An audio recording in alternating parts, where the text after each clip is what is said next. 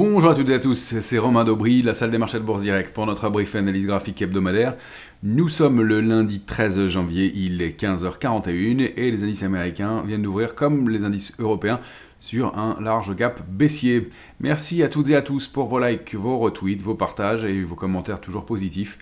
Pensez à vous abonner comme toujours à la chaîne Bourse Direct YouTube, ça y est, on a franchi le cap des 15 000 abonnés et puis vous êtes de plus en plus nombreux à regarder ces vidéos et vraiment très nombreux depuis le début de l'année et c'est génial, je vous en remercie. Un début de semaine importante, c'est une semaine qui va être vraiment très dense, on va avoir beaucoup d'informations macro et microéconomiques évidemment à surveiller tout au long de la semaine. Je vais reprendre déjà ce calendrier. On a des indices qui ont été touchés clairement par les trop bons chiffres de l'emploi américain vendredi dernier. Le ressorti à 260 000 contre donc très nettement au-dessus du consensus, plus de 256 000 créations d'emplois contre bien au-delà du consensus, ce qui était aux alentours de 165 000 de mémoire. Donc on a des indices qui ont mal réagi à ce trop bon chiffre. Le raisonnement est toujours inverse. Si ça va trop bien pour l'économie, c'est probablement qu'il y a un risque inflationniste et que donc les taux risquent de ne pas baisser aux États-Unis. C'est la crainte des opérateurs. Alors on a là-dessus pas beaucoup de visibilité manifestement, puisque selon les intermédiaires, selon les analystes de marché, on va même jusqu'à des cas où la Fed remonterait ses taux cette année pour Bank of America de mémoire. Donc on a un scénario qui reste assez ouvert de ce côté-là et c'est ce qui fait que le doute pèse sur les indices et les opérateurs n'aiment pas ça. Donc beaucoup d'opérateurs en retrait. C'est un peu sans surprise puisque c'est ce qu'on dit depuis quelques jours, quelques semaines maintenant, depuis l'échéance des marchés d'arrivée du mois de décembre dernier. Il n'y a plus du tout d'intérêt sur les marchés et donc en dehors du faible intérêt ouvert en début de semaine dernière à l'achat qui a été contrebalancé rapidement et qui a fait l'objet de rapides prises de bénéfices, eh bien on n'a pas eu de création d'intérêt forte et directionnelle. Alors vendredi dernier, au cours de la baisse, on a eu un peu d'augmentation de la position ouverte sur tous les indices. On ne peut pas donner encore dans ce sens de pression baissière, ça n'indique pas de pression baissière forte pour l'instant. Pourquoi ? Parce que déjà c'est une seule séance, ensuite c'est à la veille d'une semaine clé, puisque c'est cette semaine que l'échéance des marchés dérivés du mois de janvier se tiendra, donc vendredi 17. Donc il y a aussi cet aspect technique qui vient renforcer un état de position ouverte qui est quand même très très faible. On est autour de 1 900 000 contrats ouverts sur l'Eurostoxx. Je rappelle que la moyenne des 3-4 dernières années c'est 3,6 millions. Donc on est vraiment en dessous. Sur l'indice CAC 40 on est autour de 180 000 contrats ouverts. Et donc on a un intérêt qui est vraiment très très faible et il n'y a pas de repère fort de ce côté-là. Donc prudence pour l'instant, marché ouvert. On n'a pas d'alerte qui soit majeure, même si on va aller le voir ensemble. Les configurations graphiques ne sont pas extraordinaires pour l'instant sur les indices américains, mais on assiste à beaucoup de jeux de contre-pied, beaucoup de jeux techniques liés à cette échéance des marchés d'arrivée. Donc à voir et à ne pas se laisser piéger dans un marché qui est encore une fois creux et plus drivé par la spéculation que par le fond, par des mains fortes du marché. Donc à surveiller, on va en savoir probablement beaucoup plus cette semaine avec un calendrier qui va se densifier et dont on va avoir des nouvelles d'inflation évidemment. Donc mardi, on aura les prix à la production aux États-Unis, évidemment marqueur d'inflation clé. On aura l'indice des prix à la consommation, ça va être le gros chiffre de l'inflation américain, alors qu'en France, mercredi matin et puis mercredi après-midi aux États-Unis. Ce sera aussi le début de la saison des publications trimestrielles des entreprises avec les bancaires américaines dès mercredi, JP Morgan, Wells Fargo, Goldman Sachs et Citigroup. Et puis jeudi, on aura l'indice des prix à la consommation, donc chiffre toujours d'inflation pour l'Allemagne, les ventes au détail, marqueur d'inflation aussi, et l'indice de la Fed de Philadelphie, moindre importance. Toujours des résultats aux États-Unis avec United Health, Bank of America et Morgan Stanley, mais c'est jeudi surtout qu'on va avoir les résultats de Richemont, le groupe de luxe, qui va donc donner le là probablement pour le secteur du luxe en ce moment, même si on voit qu'il y a de la disparité entre les valeurs individuellement du luxe, ça va quand même être une information importante pour le luxe et par définition pour l'indice CAC 40. Qui est fortement pondéré en valeur du luxe, comme vous le savez. Ça va être l'objet d'un petit focus aujourd'hui. On va aller regarder en détail L'Oréal, LVMH et puis Hermès pour voir un peu quelles sont les configurations et quels niveaux sont à surveiller. On regardera aussi Richemont rapidement. Et puis vendredi, indice des prix à la consommation en Europe pour clôturer cette semaine d'inflation et on aura l'échéance des 3 sorcières de janvier vendredi prochain, donc moment toujours important, technique à surveiller et à regarder.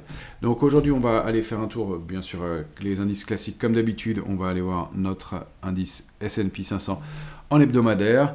J'étais un peu plus confiant en début de semaine dernière, à tort, ah non on est en journalier ici, je vais le remettre en hebdomadaire un instant, voilà on a ouvert donc sous cette structure de consolidation avec un gap baissier, ce qui n'est pas de très bon augure pour commencer la semaine. Gap baissier hebdomadaire, c'est toujours un signal, on rompt avec la tendance précédente, en gap, et pour commencer la semaine, c'est toujours un signal de faiblesse. Il faut que ce gap soit comblé rapidement, au risque de donner un message évidemment très négatif pour la semaine. Donc toute cette zone de gap, elle est vraiment charnière maintenant. On avait une structure assez propre qui pouvait être un biseau. Maintenant, on peut revoir cette figure de retournement baissière qu'on avait évoquée, qu'on commençait à exclure, hein. C'est toujours important de voir en clôture hebdomadaire comment se passent les choses. Et on a eu en journalier, donc sur l'indice S&P, eh bien cette accélération baissière vendredi avec des volumes un peu plus importants, donc suite à l'annonce des chiffres mensuels de l'emploi et qui donc font peser des incertitudes quant à l'évolution de la politique monétaire américaine, et évidemment ça a pesé sur l'indice lui-même, sur les indices d'ailleurs dans leur ensemble. Donc eh bien, on a la ligne de coup d'une structure ici qui aurait été enfoncée donc vendredi, accélération baissière. Alors est-ce qu'on va avoir un throwback, aller combler ce gap et former un throwback pour repartir à la baisse ensuite? C'est le scénario possible bien entendu maintenant. Donc on a toujours le principe de prendre la taille de la structure et de la dupliquer par le bas. Ce serait donc bien une épaule tête-épaule en haut de marché, épaule ici, je le rappelle, tête ici, on avait commencé à l'exclure, et on aurait une double épaule à droite, ce qui n'est pas très propre en termes d'harmonie. En revanche, j'ai regardé en termes de symétrie, si on prend l'épaule droite jusqu'au centre de la figure, eh bien on est toujours dans le timing raisonnable possible pour que cette figure soit valable. Donc pour l'instant, un jeu de contre-pied plutôt que des mouvements francs, et donc une sortie qui est bien formé ici, nous donne comme cible 5567 points sur le S&P, tant qu'on est donc en dessous de 5834 en clôture et du pied du gap qu'on a formé. Donc j'enlève le trait de construction pour qu'on voit bien voilà, les éléments. Donc pour l'instant, un jeu de contre-pied, des mouvements qui ne sont pas très francs, mais qui passent dans le sens de la rupture de l'alerte intraday. On l'avait mise à 5834 points en clôture, elle a été clôturée vendredi, on a clôturé vendredi soir sous ce niveau-là. Je rappelle que les niveaux, on va se remettre en hebdomadaire, d'alerte sont plus lointains, on a quand même de la place pour consolider sur l'indice américain qui a bien progressé. Alerte de court terme, elle est sous la zone, je l'ai réajusté un peu, 5648, 5702, je l'ai éloigné de 5730, on avait ces niveaux-là. J'ai trouvé que ce niveau était plus travaillé, 1, 2, 3 points au moins parfait, et puis des zones de polarité autour. Donc 5702 points, c'est l'alerte de court terme, la zone en tout cas 5648, 5702 points à surveiller. Donc encore une fois, un indice qui a de la place pour aller consolider, mais on va le voir, on a un comportement encore une fois de contre-pied sur les différents indices, et on n'est pas parti d'un point haut de marché en pleine complaisance. C'est ça aussi que je voulais vous montrer. On va regarder la volatilité sur le S&P, donc le VIX, qui a bien ouvert cette semaine, ça c'est le VIX, donc on a ouvert cette semaine avec un gros gap hebdomadaire baissier, haussier sur la volatilité, donc évidemment baissier sur les indices. C'est un signe de évidemment stress des opérateurs. Moi je le prends plutôt comme un signe assez positif pour l'instant, parce que d'une part on sait que tous les gaps sont comblés sur la volatilité, donc cette zone de 20-25 avec un plus bas pour aujourd'hui pour la volatilité à 20,82, 20,25, 20,82 va être notre zone de comblement de gap possible, on va le voir ou pas. On sait que les gaps sont toujours comblés sur la volatilité, je le rappelle, on en parle souvent, donc ça laisse une grande probabilité d'aller consolider, d'aller combler ce gap dans les jours ou dans les heures qui viennent, relativement rapidement en général. Je l'ai réindiqué ici en journalier, donc et de revenir sous ce niveau de pied de gap, donc sous 20,29 pour que la volatilité se détende un peu. On avait mis un pied au-delà de 18,36 en clôture vendredi. On s'est installé au-delà de ce niveau. On avait des mèches de rejet depuis plusieurs jours. Et puis les chiffres de l'emploi, on peut basculer la volatilité de l'autre côté. Donc on n'est pas parti pour ce mouvement de baisse d'un mouvement d'euphorie. On aurait été entre 9,50 et 12,10, ou même de grosse complaisance entre 12,10 et 14,05.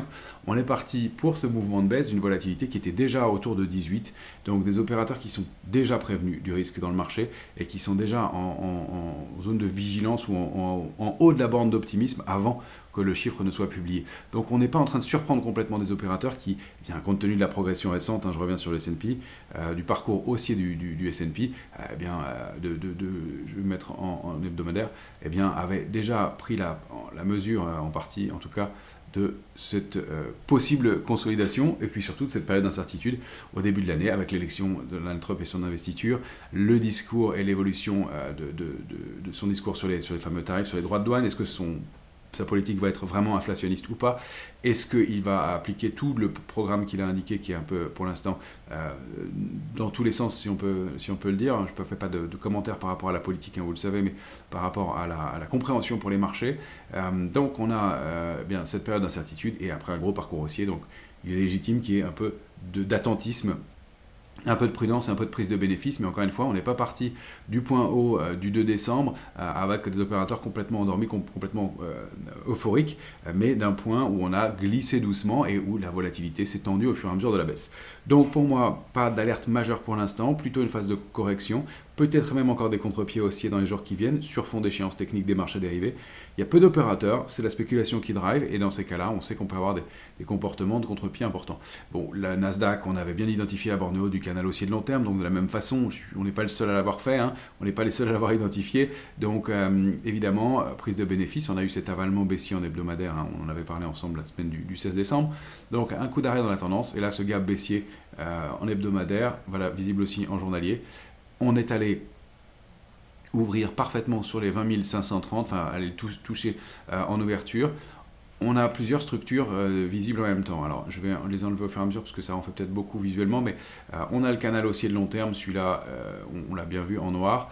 On avait le petit canal haussier de court terme, de moyen terme, pardon, qui datait du trou d'air du mois d'août, avec ce rebond à l'intérieur et qui avait été extrêmement bien travaillé. Borne haute, borne basse, borne haute, tentative de débordement, et on s'était articulé au-dessus. Et puis on évoluait depuis le point haut sous la ligne de tendance baissière qui était active ici. On ouvre cette semaine avec un gap baissier, mais on préserve ce niveau qui pour l'instant un niveau intermédiaire de baisse. On avait fixé notre alerte intraday sous 21 095, mais après l'avoir testé plusieurs fois, il y a des chances que ça glisse. Alors on avait cette structure aussi et ces points bas qui permettaient d'envisager un biseau. Alors je vais enlever l'ancien canal en bleu, ça simplifiera la lecture, mais on voit qu'on s'articule autour. Et on avait ce possible biseau avec borne haute, basse, haute échec, basse à nouveau, haute oui, et puis borne basse parfaite pour terminer vendredi dernier. On ouvre en gap baissier en dessous. C'est un signe de risque. Maintenant, la pente et la ligne de coup de la structure est très penchée, ce qui veut dire que ce n'est pas une structure de retournement classique. On n'a pas une ligne de coup franche, nette et droite, mais un petit contre-pied technique, baissier, encore une fois, lié à des arbitrages et lié à un phénomène d'absence d'opérateurs, encore une fois. On a un intérêt qui, sur les marchés américains, est très faible aussi. Donc, pour l'instant, tant qu'on préserve 20 530, hein, c'est un niveau qu'on avait bien identifié, que le marché a bien identifié aussi manifestement, on a toutes les chances de rebondir pour aller chercher au moins 21 095. Réintégrer cette structure, hein, elle se situe pour la séance, ça va être un point clé à 20 625. Donc d'aller voir si on arrive à intégrer ce niveau-là pour aller chercher, donc combler le gap, hein, avec le plus bas de vendredi qui se situait à 20 718. Donc ce niveau à aller chercher, 20 696, pardon, je crois que je vais donner un mauvais chiffre. Donc 20 696, 20 718, vraiment un niveau clé. Si on repasse au-dessus, on risque de réaccélérer et de réintégrer ce biseau et cette figure. Et pour l'instant, on n'a pas de structure de retournement de tendance forte. On pourrait imaginer une épaule, tête, épaule ici ou quelque chose comme ça qui se mettra en place. Pour l'instant, on n'a rien qui nous l'indique clairement. Donc pour moi, pas d'alerte. Encore une fois, c'est plus du contre-pied, du technique dans des zones qui sont encore raisonnables. On rappelle, hein, que les niveaux d'alerte sur le Nasdaq qui sont plus lointains, ce serait sous 19 890 qu'on commencerait à s'inquiéter un peu d'un mouvement qui soit plus qu'une consolidation. Après, encore une fois, un parcours haussier qui a été extrêmement puissant depuis plusieurs mois. Donc l'alerte de court terme, elle est plus haute, bien entendu. Ce serait plutôt l'alerte de moyen terme, mais on pourrait la situer par ici. L'alerte de moyen terme, elle est située là, et l'alerte de long terme, encore plus loin, sous les 18 540 points. On en est loin pour l'instant. Donc voilà la configuration, encore une fois. Pas extraordinaire en ce début de semaine, mais à mon sens, pas d'alerte majeure. Dans l'immédiat, on va aller regarder nos indices européens, bien entendu. Le DAX, lui aussi est toujours en zone de consolidation, mais si on dézoome et qu'on regarde en hebdomadaire, on est dans une structure de range, hein, 19 884 en bas, 20 452 €. On est à l'intérieur de cette zone-là, on n'arrive pas à se décider pour l'instant, on fait une pause. On peut même voir l'embryon d'un triangle symétrique dans cette figure. Je dis l'embryon parce que je n'aurai pas mes 3 points hauts. On va la regarder en journalier si on peut le tracer un peu mieux. En bas, on voit bien qu'on a préservé des niveaux de support régulièrement et qu'on évolue, même s'il y a quelques mèches mordues ici. Voilà les 3 points alignés en bas qu'on avait déjà détectés la semaine dernière. Et on va la regarder en journalier, on va retrouver notre oblique. On évolue pas n'importe où, on évolue au-dessus. Et regardez la réaction du jour, on a déjà bien rebondi sur cette oblique et on est en train de s'approcher du comblement du petit gap qu'on a ouvert ce matin aussi, positionné ou laissé ouvert entre au plus bas 20 187,97, au plus haut 20 171,66. Donc encore une fois, un phénomène de contre-pied dans ce marché, avec des comportements techniques, hein, à mon sens, encore une fois, même si on a baissé vendredi de façon un peu brutale et avec des volumes qui ont un peu contrarié des opérateurs qui sont plus en situation de doute que de retournement de tendance pour l'instant. Si on regarde notre Eurostoxx, lui, il a eu un échec encore une fois. Je l'avais mis en vert jeudi avec vous, espérant qu'on réussisse à clôturer au-delà de ce canal baissier actif depuis le mois de mai, hein, cette tentative de sortie, nouvelle tentative de réintégration. Une fois encore, regardez, on a rebondi. Notre niveau de 4915, 914,5, hein, on peut jouer avec l'épaisseur du trait, mais c'est encore une fois précisément le niveau où on est allé quasiment ce matin, au plus bas, 4916,87, aller rebondir et s'appuyer pour rebondir dans des proportions assez significatives, encore une fois pour l'instant. Donc toujours des jeux de contre-pied, mais on a repris sur l'Eurostoxx 0,80% presque à l'heure où on se parle, avec un gap baissier laissé ouvert en hebdomadaire, et puis ces tentatives de préservation de cette zone qu'on a bien expliqué, hein, la borne haute du canal baissier de consolidation, et puis ce niveau clé 5008, 5007, je l'ai peut-être réajusté d'un point là pour ce début de semaine, mais échec, et on trouvait qu'on arrivait à préserver le niveau vendredi. C'est un échec, on termine en clôture sous la zone, clairement, et puis on ouvre en gap baissier aujourd'hui. Donc on a quand même des configurations qui sont bien un peu qui invite un peu à la prudence, mais encore une fois, on voit qu'il y a des forces de rappel systématiquement, et plutôt un jeu, encore une fois, spéculatif, avec ce petit gap qui va permettre, bien sûr, réussir à le réintégrer, d'aller chercher la zone pour la semaine 4981, 5008, et repartir un peu mieux. Sur l'indice CAC 40, on a toujours notre grand canal baissier, je vais me remettre en mensuel. Nouvelle tentative d'en sortir, on devra peut-être le retracer bientôt. Pour l'instant, on est en cours de mois, je ne prends pas je trace pas trop tôt.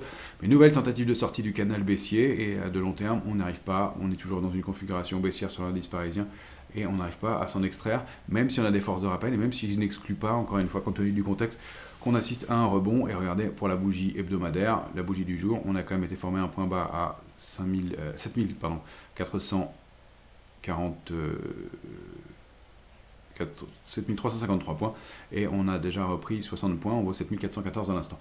Donc, un indice qui a quand même toujours des forces de résilience, même s'il n'arrive pas à aller s'extraire de ce canal baissier. On va aller voir notre futur en 14 heures qui va nous en dire plus quant à la configuration à court terme. On évolue toujours entre les bornes. Alors mon canal est plus très valable ici, il a été trop de fois malmené. Ça n'a plus beaucoup de sens, mais on voit toujours des forces de rappel, ce sont bien les niveaux horizontaux qu'on va surveiller. Et regardez, la zone d'alerte de moyen terme, 7334, 357, et on est allé rebondir parfaitement dessus ce matin. C'est un niveau qu'on avait identifié ensemble depuis longtemps. Donc on est toujours dans le range, 7246, 7464, on pourrait même l'étendre maintenant à 517, clairement, puisqu'on a été le chercher deux fois. Donc on va étendre notre gros trading range. Ce sont les deux bornes importantes. La zone médiane, c'est la zone d'alerte de moyen terme, 334, 357. On va lui donner une importance majeure maintenant à ce niveau, puisque ça va être le vrai plafond de verre, de même que le point de 246 en bas, qui va prendre la même taille que le reste. Donc voilà, on est dans ce range-là, et à l'intérieur du range 7246, 7517, on a cette zone médiane, la zone d'alerte de moyen terme, qui reste préservée encore pour l'instant, même si on a effectivement manqué un petit peu de momentum à très court terme, mais il n'y a pas de signaux très négatifs là-dedans pour l'instant. On est entre deux eaux et plutôt dans la borne haute de ce range, puisque au-delà de la médiane, c'est toujours encore une fois un signe de résilience, et le rebond à 357, ou au plus bas on est allé à 355,5. Vous voyez que les niveaux restent bien techniques, ça prouve aussi que c'est un marché technique qui n'a pas le momentum lié aux opérateurs. Alors si évidemment on arrive à sortir de ce range, eh bien on va faire un mouvement de taille équivalente à 7246, 7517,5. On regardera ça, je vous laisserai faire le soin de faire le calcul si c'était le cas. Pour moi, c'est vraiment la zone de neutralisation de la baisse, 464, 517. Et puis si on arrive à déborder ce niveau, ce n'est qu'au-delà de 7600 et même un peu plus qu'on pourrait considérer vraiment la réactivation haussière. Mais évidemment, le message de la sortie de ce range-là, 246, 517, donnerait déjà une impulsion haussière sympa avec, je vais le tracer avec vous,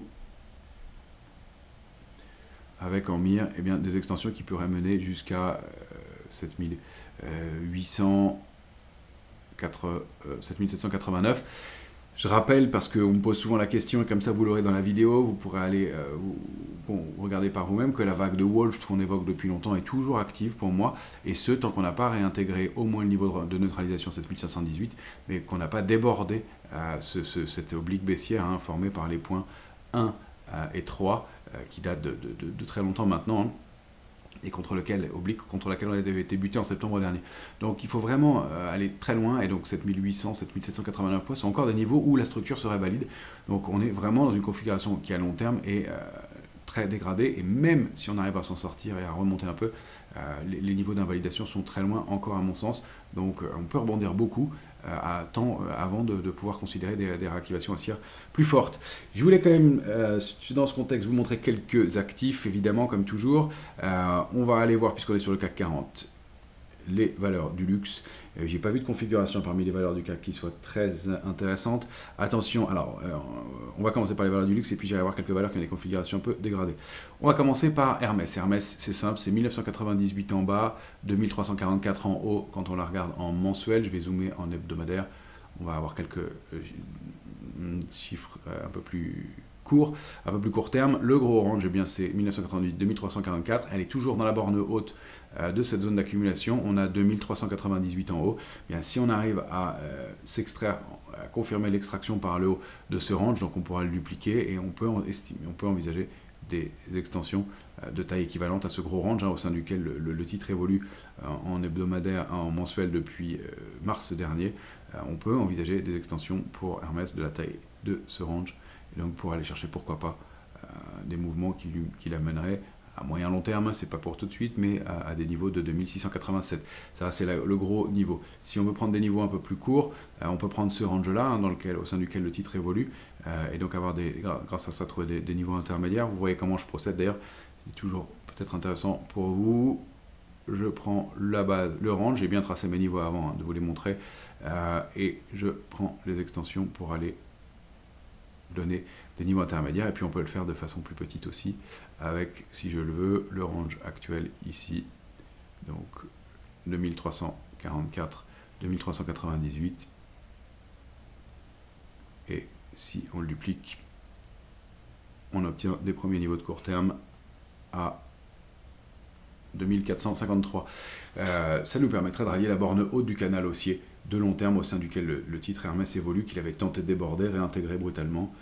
Échec, nouvel appui sur la borne basse du canal haussier et préservation de 1998, et puis là on est entre deux eaux dans l'attente des résultats. Donc premier niveau d'alerte c'est sous 2344, deuxième niveau d'alerte 2222, alors on a des intermédiaires, probablement, je ne les ai pas tous tracés, mais c'est vrai que pour les résultats ce sera intéressant.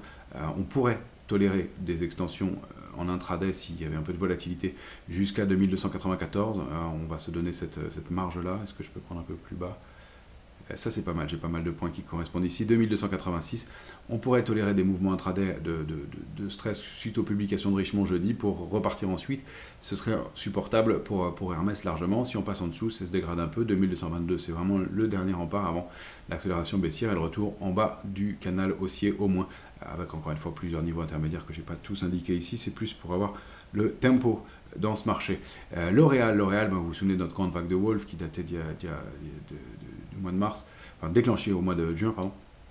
On est allé chercher la cible qui était la ligne 1,4, on en avait bien parlé, on a préservé 323,20 plusieurs fois, testé 2 fois, rebond, et puis on le disait, on l'indiquait, il n'y a pas de figure de retournement haussière bien construite à ce stade encore sur le titre, donc prudence, et effectivement échec assez rapide, mais pour l'instant on s'installe au-dessus. Alors 323 semble être pour l'instant peut-être préservé, c'est 324,10 qui serait peut-être plus le niveau.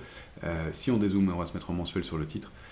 L'enjeu il est vraiment important parce que cette zone elle est clé, c'est une zone travaillée de 2022 à 2023 pour repartir à la hausse et recréer quelque chose. Pour l'instant, quand on regarde en mensuel, on est vraiment calé entre deux bornes, 339,88 en haut.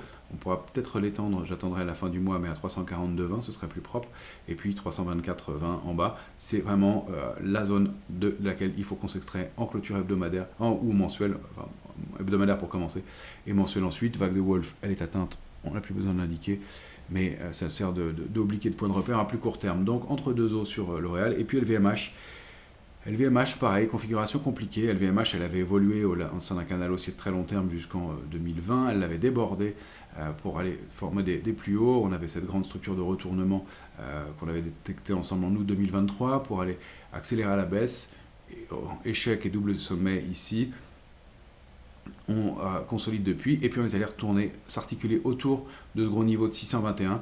Qui est vraiment un niveau clé, et puis de la borne haute du canal aussi de long terme précédent. Vous voyez toujours l'intérêt de garder des traits de long terme. On s'était appuyé dessus ici, quasiment là, et on s'articule autour depuis plusieurs jours, et quand on zoome, on voit que c'est un niveau voilà, de polarité, si on peut dire, sur le titre, qui est pour l'instant préservé. Alors après, en essayant de détecter des lignes de tendance, j'ai trouvé celle-ci en hebdomadaire, avec les points hauts de mai, de la semaine du 6 mai, du 13 mai, pas loin pour la semaine suivante, et puis la semaine du 30 septembre, et aussi celle du 9 décembre.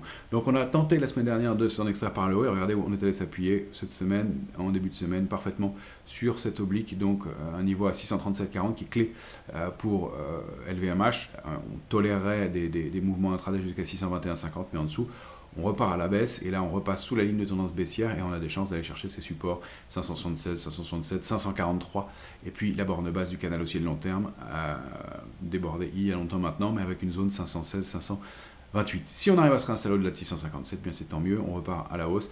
Pour l'instant on n'a pas de structure de retournement haussière, mais on pourrait y voir peut-être une tasse et une anse à suivre ici, des niveaux à surveiller pour bien améliorer la situation. Richemont, que je voulais vous montrer quelques instants, qui publie jeudi, donc dans le secteur du luxe. Elle évolue entre deux bornes horizontales, 106,60, 148 depuis maintenant plusieurs mois. Il n'y a plus vraiment de tendance. On peut voir aussi la formation d'un triangle symétrique. On est plutôt, à mon sens, dans la partie haute et au-delà de la médiane du triangle. Il a voulu prendre un intermédiaire. Au-delà de l'apex, de la pointe du triangle, regardez, la pointe du triangle, ce qu'on appelle donc l'apex, c'est toujours un point intéressant à surveiller. Et là, on est pour l'instant installé au-dessus. C'est le premier niveau d'alerte, donc 131,65, 131,70. Je vais lui donner plus d'importance. À préserver sur Richemont, qui publiera donc jeudi et qui sera un premier indicateur pour la saison des publications trimestrielles, enfin, et annuelles par définition, en Europe et sur le secteur du luxe notamment. Donc il faut repasser cette zone pour la semaine 145,10, 148 pour repartir à la hausse et réactiver la ligne dynamique haussière. Tant qu'on préserve 131,70, tout va bien. Si on clôture en dessous, on a des chances de chercher la borne basse du triangle qui pour la semaine se situe à 116,30 et puis le gros support à 106,60. Voilà pour le secteur du luxe. Je voulais vous inviter à la prudence sur quelques valeurs. On avait recommandé, j'avais recommandé la semaine dernière STM qui nous a fait une magnifique fausse sortie avec un canal baissier actif depuis plusieurs mois sur STM, très bien travaillé, et donc borne haute. Et puis on n'avait plus été chercher la borne basse du canal deux fois avant d'accélérer et de tenter de le déborder. La cible, eh bien, elle se situait aux alentours de 28,42. C'est un faux signal, elle est sortie. Non, voilà, le dupliqué, il ne nous intéresse plus, on va l'enlever. Voilà, c'est un faux signal, elle a buté contre 28,83,5, et c'est pour ça que souvent les horizontales sont mieux à travailler, c'est vraiment le plafond d'air pour le titre. Et puis là, on a encore une fois aujourd'hui un contre-pied comme pas mal de valeurs de l'indice. On va peut-être le remonter d'un cran. 22,97 qu'on préserve tout de même, mais on ouvre avec un gap baissier cette semaine et on réintègre le canal baissier précédent. Donc pas un bon signal pour STM. Stellantis, eh bien, qui rebaisse, hein. On a toujours ce schéma baissier de long terme sur Stellantis. Vous vous souvenez que la structure, on va la regarder en hebdomadaire, ici, n'est pas hyper encourageante, hein. On avait formé cette structure en épaule, tête et épaule ici. On avait accéléré à la baisse, tenté de reconstruire ce niveau de 12,24,9, on a beaucoup parlé. On repasse en dessous pour commencer la semaine avec un échec contre ce niveau intermédiaire aux alentours de 13,34. Les chances, la probabilité, tant qu'on est sous 12,24,9, d'aller chercher 11,17 et puis l'extension à 10,03, la cible baissière à 10,03 sont à privilégier bien entendu dans ce contexte. peut supprimer ces canaux qui sont plus d'actualité. On a un range qu'on pourrait décaler un peu d'un cran, mais pour l'instant, c'est plus 12,24,9 qui est le pivot. Tant qu'on est au-dessus, bien, on peut aller chercher au moins 13,87 pour réactiver quelque chose. Et puis, je vais ajuster ce niveau. Voilà, 13,35 sera important. Dans un premier temps, voilà, on va prendre 13,35 comme borne haute et borne basse et support pour l'instant. On va prendre ce niveau intermédiaire.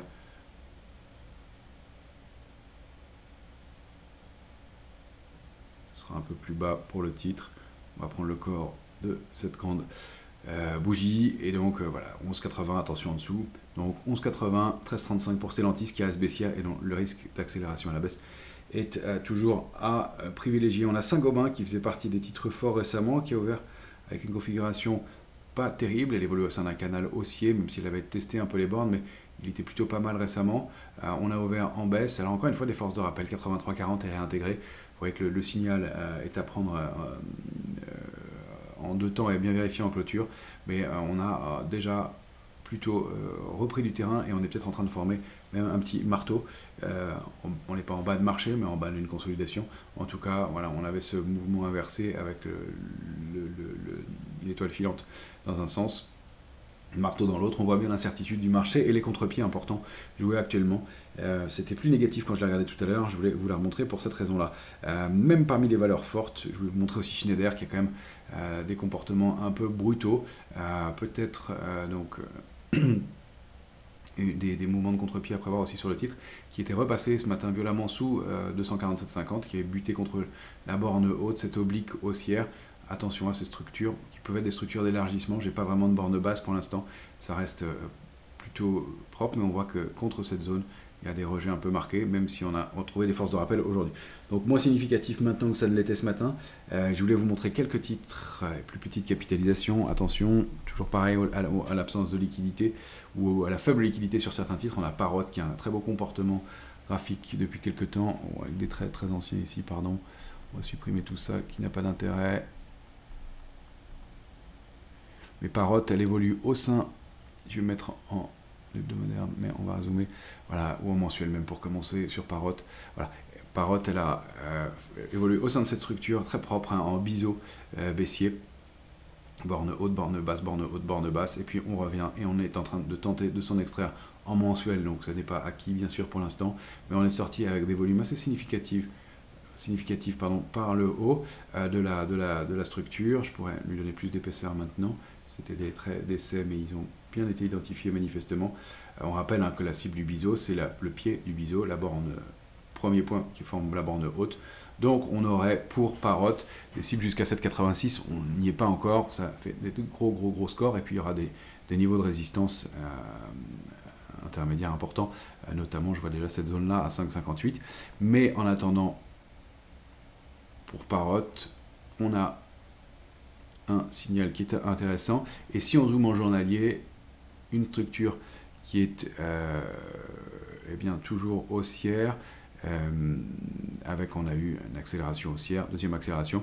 Tant qu'on est au-delà de 3,89, eh bien on peut continuer à avoir des parcours haussiers. Ça fait partie des titres qui surperforment pour l'instant, donc continuer à surveiller. Tant qu'on est au-delà de ce niveau, il va peut-être falloir consolider un peu après le parcours haussier qu'elle a fait récemment, mais tant qu'on est au-delà de 3,89, on a des chances d'aller chercher des extensions. Alors on va quand même mettre un autre intermédiaire parce que ça fait beaucoup, voilà, aux alentours de 4,80, on n'en était pas très loin, mais c'est plutôt pas mal, et donc peut-être une recovery importante pour quelqu'un qui serait un peu patient. Sur ce titre Parrot, parmi les valeurs qui se comportent bien toujours, on a Plastique du Val-de-Loire, PVL, Plastique du Val-de-Loire, recovery intéressante aussi, et je vous la montrerai pour la raison suivante. Pareil, marché bouge pas mal en séance en ce moment. Plastique du Val-de-Loire, elle était sortie de sa zone de congestion 1,14, 1,48, 5, ça nous permettait de dupliquer le mouvement et d'aller chercher 1,80, on est allé ce matin, donc un titre qui peut être peut-être l'objet de prise d'un peu de bénéfice après un beau parcours récent. Je pensais qu'elle était en train de déborder 1,80 ce matin, c'est déjà en train d'être un peu consolidé, donc un peu de prudence ou de prise de bénéfice sur Parrot. On avait évoqué Pluxee, hein, qui est vraiment un cas d'école de structure de retournement en épaule tête, épaule inversée, parfaite, avec accélération haussière, ce gap de rupture, accélération dans des volumes forts, débordement de la ligne de cou qui est ici, pour aller chercher peut-être cet objectif, donc à 26-26, avec une structure qui est vraiment propre, hein, on avait dupliqué la structure par le haut. Ce qui est intéressant de remarquer, c'est que le titre continue à progresser depuis qu'on l'avait indiqué régulièrement, avec des volumes qui se tassent un peu évidemment, mais toujours dans le sens haussier, donc pas de retracement. On avait donné comme niveau d'entrée et de retracement 21,05. Manifestement, le titre ne veut pas y retourner. Attention au plus court, il faudra maintenant, on va suivre sa progression, préserver 21,58. Qui était un niveau de support, et si le titre revenait dessus, je pense que ça pourrait être une opportunité pour aller accompagner ce mouvement. En tout cas, ça reste bien orienté. Je vais vous montrer Steph, qui graphiquement est en train de se reprendre. Alors j'ai un graphique tout ce qu'il y a de plus vide, mais ce qui est intéressant de constater, c'est la consolidation au-delà d'un support intermédiaire qu'on va ajuster ici. On a comme résistance cette zone des tops et un titre qui, quand on regarde en intraday, eh bien, est peut-être en train de réactiver sa dynamique haussière après avoir préservé ce niveau de 128 et 40. On est en hebdo, je vais le regarder en journalier. On va le laisser comme ça. On a peut-être un petit triangle et une sortie par le haut. Pas facile, hein. Encore une fois, ce ne sont pas des signaux extraordinaires et énormes, mais on a une configuration de marché qui n'est pas terrible, hein, beaucoup d'incertitudes, donc vous allez chercher des titres qui surperforment. Je peux vous dire que je me creuse la tête pour en trouver en ce moment, mais ce petit triangle là, voilà, et donc elle est sortie par le haut, ça ne donne pas des cibles gigantesques, mais on peut aller chercher des niveaux de résistance intermédiaires qui vont être positionnés dans la zone pour l'instant, et puis à accompagner sur un titre qui est solide, qui a un parcours haussier très fort. Voilà, la médiane du range au moins, située pour ici, on va la positionner comme ça, en rouge, voilà, elle est bien tracée, 137, donc une cible intéressante et un parcours haussier pour ce titre qui est très propre, avec accélération haussière, la consolidation, et puis on reconstruit avant de repartir à la hausse. C'est plutôt propre graphiquement, ça fait partie des titres qui me semblent intéressants, encore une fois dans un contexte d'incertitude et avec une stabilité supérieure à la moyenne. Il y a Biomérieux qui a fait une annonce d'acquisition du solde des titres d'une société. Elle tente de déborder un niveau clé. Elle était dans un grand range Biomérieux depuis longtemps maintenant, hein, le range depuis le 10 janvier 2022, 79,10 en bas, 107,90 en haut. On pensait qu'elle allait le déborder au mois de septembre, octobre, et elle l'a réintégré brutalement. Elle est repassée sous un niveau qu'on avait fixé comme un niveau de stop. Elle a quand même préservé la médiane du range. On va le positionner de cette façon-là maintenant. Niveau intermédiaire ici, à 97,80, je vais vous l'indiquer proprement, 97,80, comme ça, il est bien propre. Et donc préserver la médiane du range, et en le préservant, eh bien, le titre vient d'ouvrir sur cette nouvelle ce matin avec un gap haussier, gap de rupture, pile au-delà de 107,90, avec des volumes qui sont relativement significatifs. C'est peut-être une réactivation haussière sur ce titre pour aller chercher 123,60 au niveau de résistance, et puis la cible idéale, la duplication du range précédent, 79,10, 107,90, en direction de 133. Tant qu'on est au-delà de 107,90, sera sur grandement intéressant pour un titre qui était sans tendance depuis quelques temps.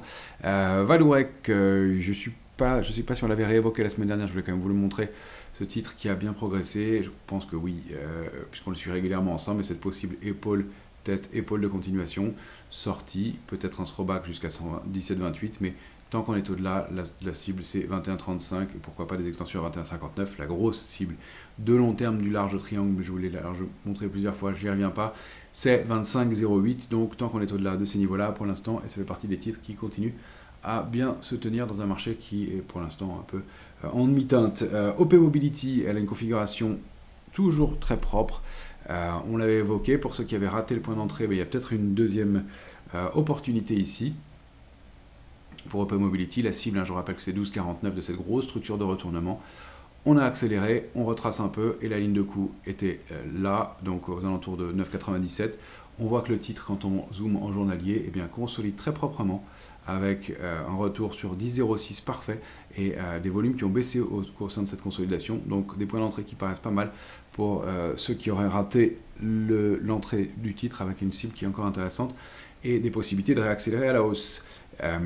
Parmi les indicateurs et les autres que je voulais vous montrer, les valeurs que je voulais vous montrer, il y a le COMO, notre ETF COMO, hein, qui était un de nos grosses recommandations, enfin par recommandation, arbitrage, suggestion pour cette année. Eh bien, le débordement de 23,61 s'est confirmé par une grosse accélération baissière la semaine dernière et une bougie qui a pris 4,72% pour aller chercher sa première cible intermédiaire à 25,26 ce matin, nouvelle ouverture en hausse. Des volumes assez significatifs qui viennent accompagner ce mouvement et le débordement de la ligne de tendance baissière de long terme qui s'est confirmé. Ça, c'est sur fond de hausse sur le pétrole et c'est ça qu'il faut regarder. Regardez le Brent, eh bien, on l'avait évoqué ensemble hein, ici, cette congestion et qui avait terminé cette compression jusqu'à aller chercher la cible à 81,05. Donc c'est là où ça se joue sur le Brent. Est-ce qu'on va tenir 80,32, 81,05 pour sortir par le haut de ce long triangle symétrique et aller accélérer ou pas? Ça va être l'enjeu pour la suite. Je voulais enfin terminer par le gaz. Gaz qui est allé chercher parfaitement la cible qu'on avait évoquée ensemble là, il y a quelques temps, au débordement de 3,14, on avait dupliqué le range, le canal par le haut, ce qui nous permettait d'avoir une cible à 4,35. On y est allé en ce début de semaine, prise de bénéfice, ça s'est marqué tout de suite dessus, mais une vraie recovery pour une vraie sortie par le haut, et donc attention à un potentiel retour d'inflation sur les matières premières, et donc le gaz en faisant partie. Voilà ce qu'on pouvait dire pour ce début de semaine. Quelques éléments, j'espère, qui vous guideront sur le marché. Prudence avec pas mal d'éléments à surveiller autour de l'inflation, échéance des marchés dérivés. Et je vous souhaite une excellente semaine à toutes et à tous.